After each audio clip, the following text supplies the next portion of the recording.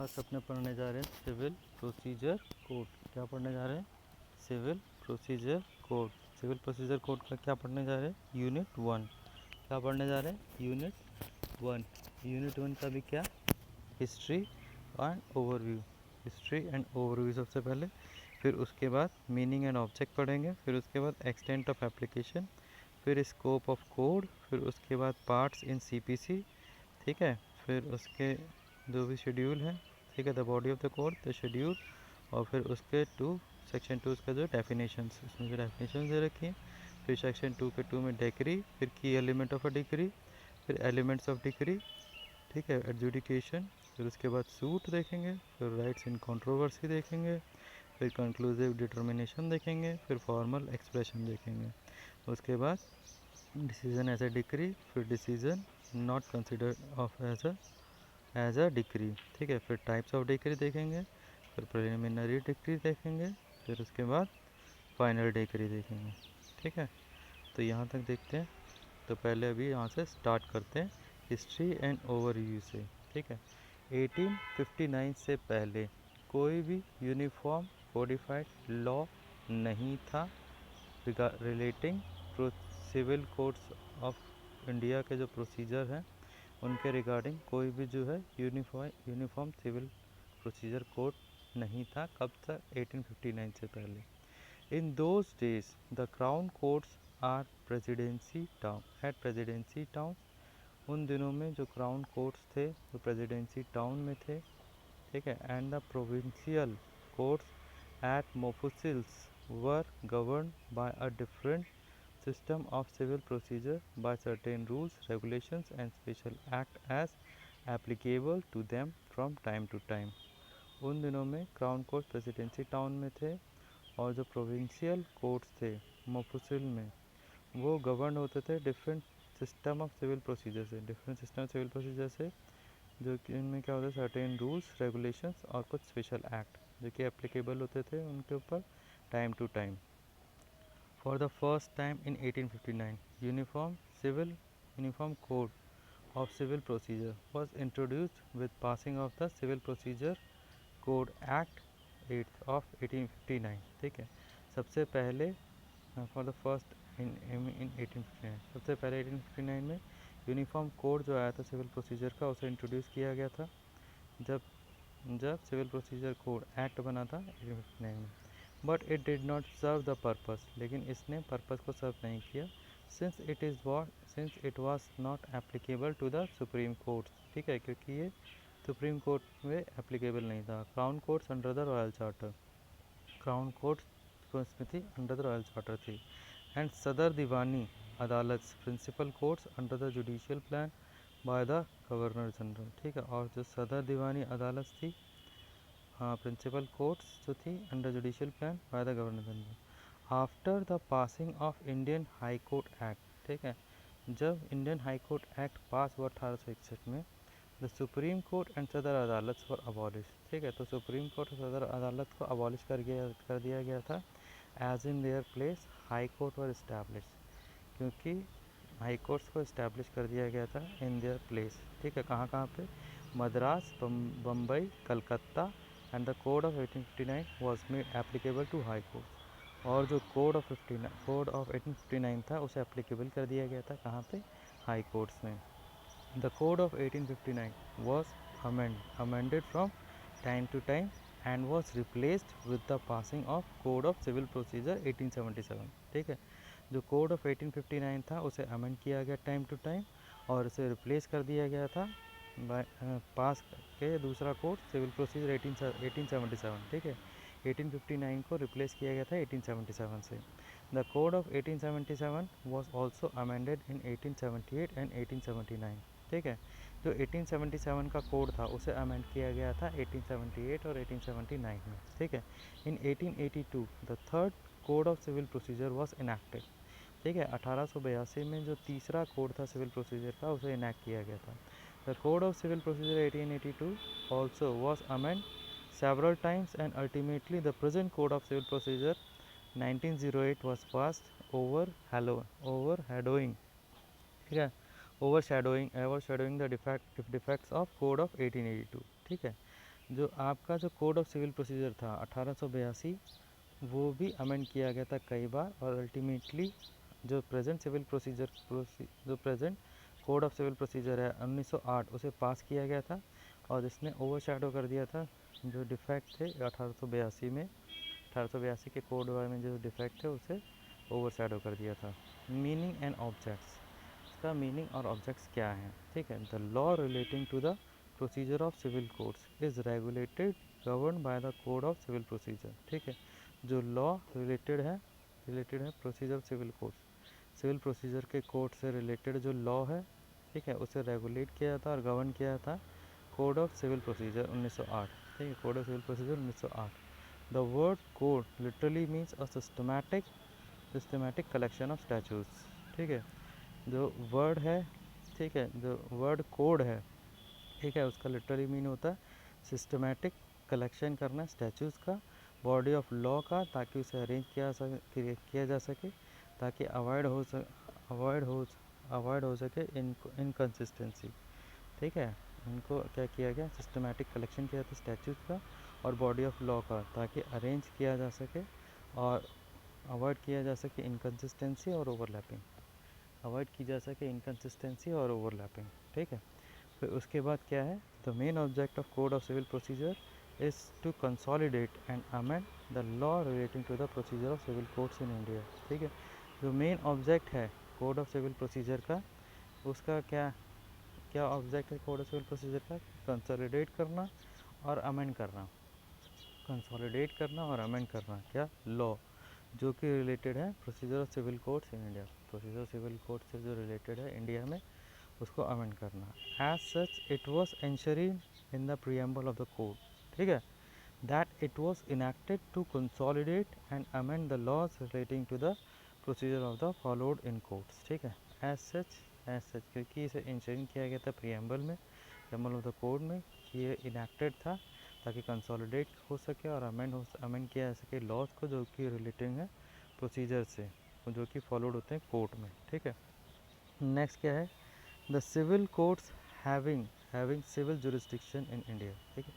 Civil courts के पास क्या था, सिविल जुरिस्डिक्शन था भारत में, कि regulated the action in civil courts, ठीक है, ये रेगुलेट करता है एक्शन सिविल कोर्ट्स में, and the parties before it to the day of realization of its फॉर्मिटी, ठीक है, एक्शन इन सिविल कोर्ट्स में, और जो पार्टीज़ हैं इससे पहले the day of realization of its फॉर्मिटी, इसके फॉर्मिटी, that is the execution of the decree and order, ठीक है, रिलेशन फॉर्मिटी से जो एग्जीक्यूशन ऑफ डिग्री और ऑर्डर से, ठीक है। In simple words, the aim of procedure law is to implement the principles of substantive law, ठीक है। सिंपल वर्ड्स में जो एम है प्रोसीजर लॉ का, वो क्या है कि इम्प्लीमेंट किया जा सके प्रिंसिपल ऑफ सब्सटैंटिव लॉ, ठीक है। It ensure fair justice by enforcing the rights and liability of the citizens, ठीक है, ये इंश्योर करता है फेयर जस्टिस, क्या इन्फोर्स करके, राइट्स और लायबिलिटी को, सिटीजन्स के राइट्स और लायबिलिटी को इन्फोर्स करके ये फेयर जस्टिस को इंश्योर करता है। Extent and application, the code of civil procedure is pass in 1908 and come into force from 1 Jan 1909, ठीक है। The code of civil procedure 1908 में पास हुआ था और उसे फोर्स में लाया गया था 1 जनवरी 1909 से। The code extend to whole of India except the state of Nagaland and tribal areas, provided provided that the state governments concerned may be notification in the official gazette extend the provision of this code or any of them to the whole or part of the state of Nagaland or such tribal areas as the case may be with such supplemental, incidental or consequential notification as may be specified in the notification, ठीक है। Extent and application में क्या है, जो code है civil procedure का, उसे पास किया गया था 1908 में और वो फोर्स में आया था 1 जनवरी 1909 से।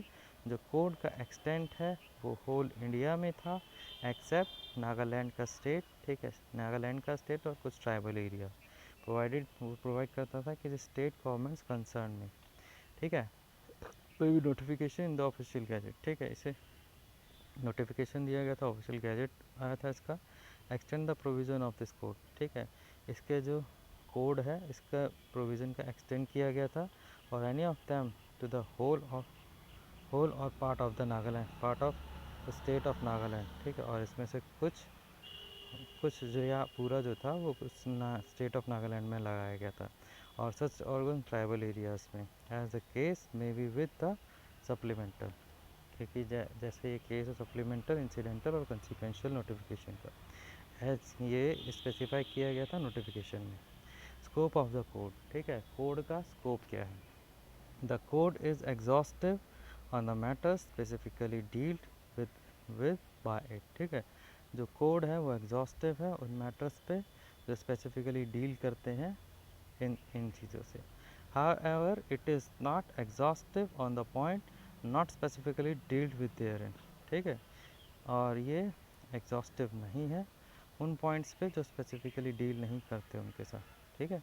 The legislature is incapable of contemplating all the possible circumstances, ठीक है, जो लेजिस्लेचर है वो इनकेपेबल, जो लेजिस्लेचर है वो इनकेपेबल है कंटेम्पलेट करने में सभी पॉसिबल सर्कमस्टांसेस को जो कि अराइज हो सकते हैं फ्यूचर लिटिगेशन में, और कंसिक्वेंटली प्रोवाइड करने के लिए प्रोसीजर उनके लिए, ठीक है।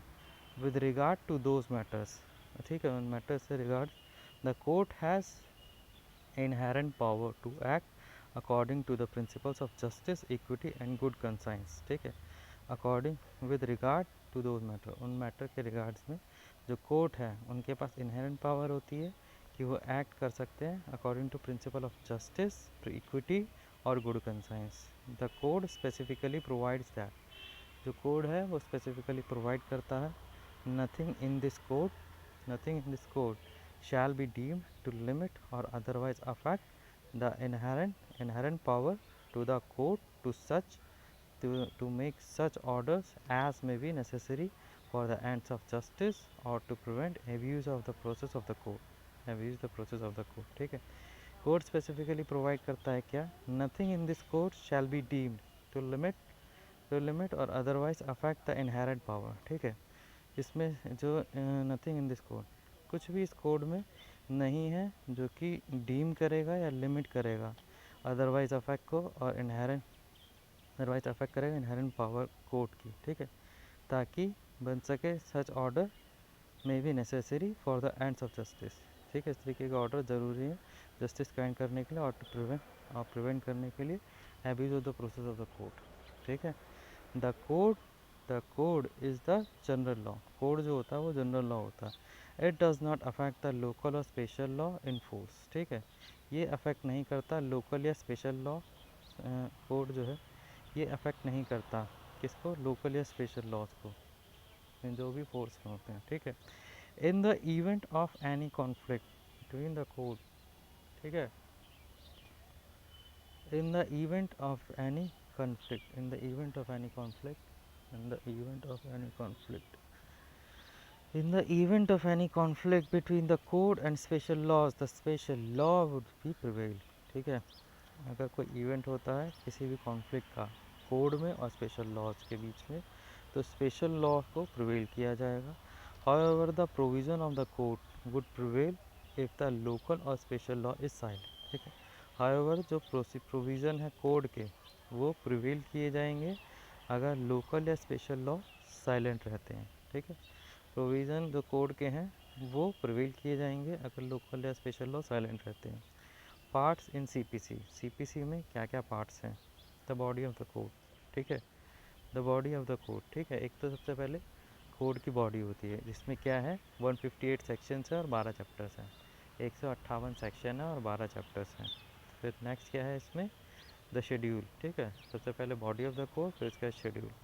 शेड्यूल में क्या है, ओरिजिनली देयर वर 5 शेड्यूल, ठीक है, ओरिजिनली 5 शेड्यूल थे, ओरिजिनली कितने शेड्यूल थे, 5 schedule, 1 2 3 4 5, but the schedule second third fourth fifth were replaced by the subsequent amendment of the code, ठीक है, लेकिन जो सेकंड थर्ड फोर्थ फिफ्थ जो कोड हैं वो सब्सिक्वेंटली अमेंड किए गए थे, रिप्लेस किए गए थे, ठीक है।